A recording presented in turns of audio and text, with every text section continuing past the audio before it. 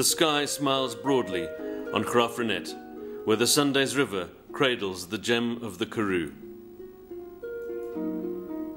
A national park of 15,000 hectares surrounds the town, offering superb game viewing and making for a unique setting.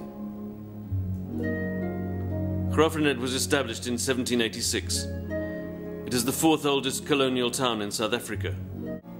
Until recently, farming formed the backbone of the town's economy. In the 1970s, Graaff-Reinet boasted 200 farmers. There are now 70. There's no doubt that Graaff-Reinet's future lies in tourism. In 1991, the town had 3 hotels and no bed and breakfast establishments.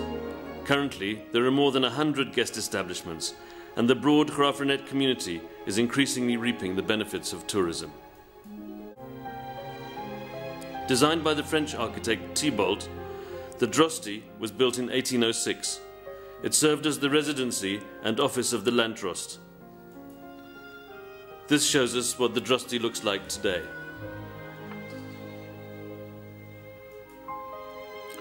The Dutch Reformed Church parsonage was built in 1812. Note the closed shutter, second from the right. After the death of the Reverend Andrew Murray, the shutters of his study were kept closed as a token of respect. The shutters of the study remain closed. Reinet House now forms the nucleus of our museum complex. This building was bought by Mr. Herbert Urquhart in 1912. He lived here for over 50 years, serving as mayor for 21 years. Urquhart House now also forms part of the museum complex. This building stands opposite the Shell service station, on the corner of Church and Parsonage Streets. Named Stretcher's Court, this street was restored to form part of the Droste Hotel complex. Graaff-Reinet is therefore fortunate to boast a facet of architecture that is unequalled in South Africa, referred to as architectural continuity.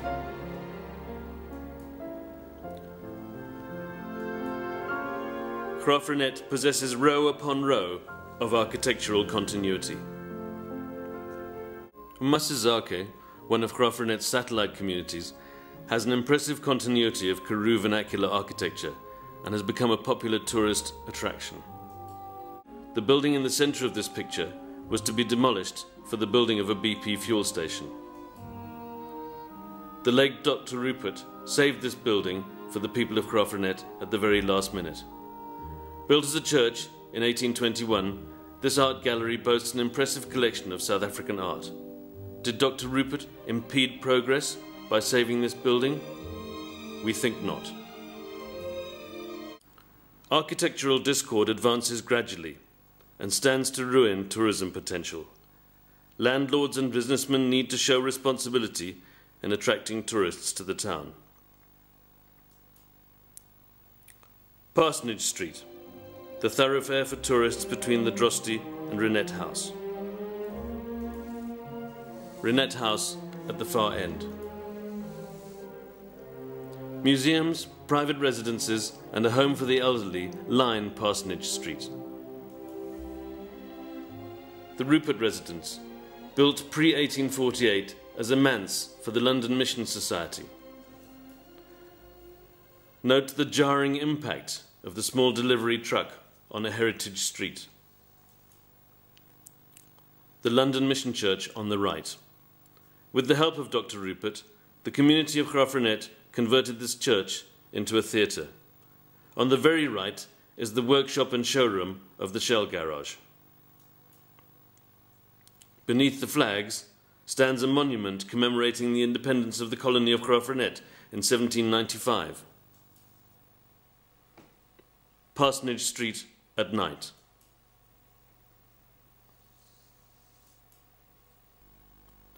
Although the buildings between the two arrows are out of character, a certain degree of continuity prevails. This is not the case in the section to the right of the black arrow. Shell intends demolishing the buildings between the arrows to establish a 4-island forecourt along with a 24-hour convenience store. We believe that 1. architectural continuity will be severely compromised. 2. There will be noise from trucks, taxis and patrons. The impact on the John Rupert Theatre will be catastrophic. We do not believe that a structure of any kind can shield the theatre from the noise created by a filling station forecourt. 3. Increased traffic, especially in Parsonage Street, is not in the interests of the residents, the elderly, the tourists, or of the sensitive buildings. The proposed development is out of character with the heritage heart of Graaff-Reinet.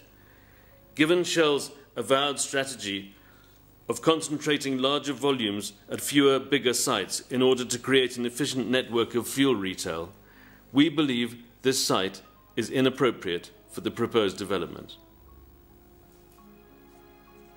Is this what we're to expect, perhaps even on a larger scale? The following slides are an indication of activities at a service station.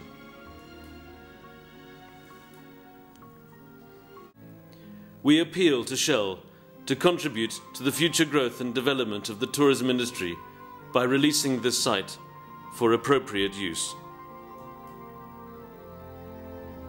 The Shell service station in its present form.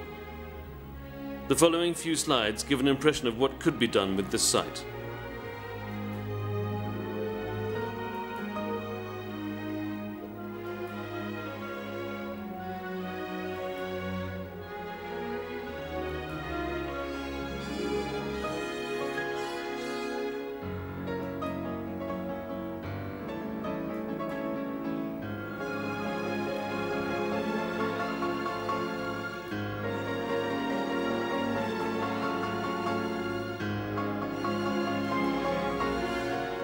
Here are some examples of what corporate business has done to embrace the heritage ambience of Graaff-Reinet.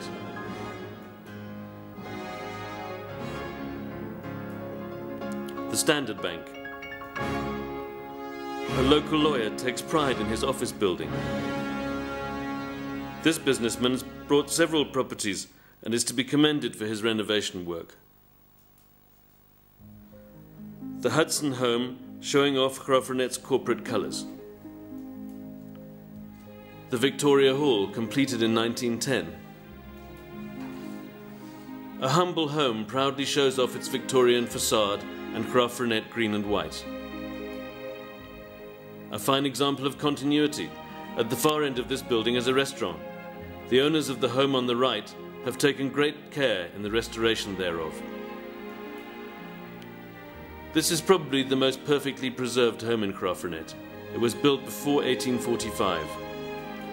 It is still owned by the same family. Very little has changed. The original furniture is still in use. The bathroom, when eventually installed, was put outside in a buitenkamer. The present Mrs. Thornton is, it has to be said, not entirely satisfied with this arrangement. Dr. Anton Rupert said, "Historical buildings are the visible footprints of a cultural heritage. Title deeds of the land you love. Should these footprints be obliterated, the memory of the nation becomes blurred, and the people on a journey to somewhere become people on the road to nowhere." Will the Shell development contribute to the heritage status of this very sensitive area of the town? With Graaff-Reinet as a heritage destination, will the Shell development impact positively with regard to sustainable tourism and associated employment opportunities? The assets of Graaff-Reinet are also the assets of all South Africans. We are simply the custodians. If Shell is the socially responsible company we believe it to be, and if it is the green company it professes to be, then we believe it has a responsibility. We implore Shell to embrace this opportunity and to release its present site for appropriate use. In doing so, the heritage heart of Graaff-Reinet will be restored.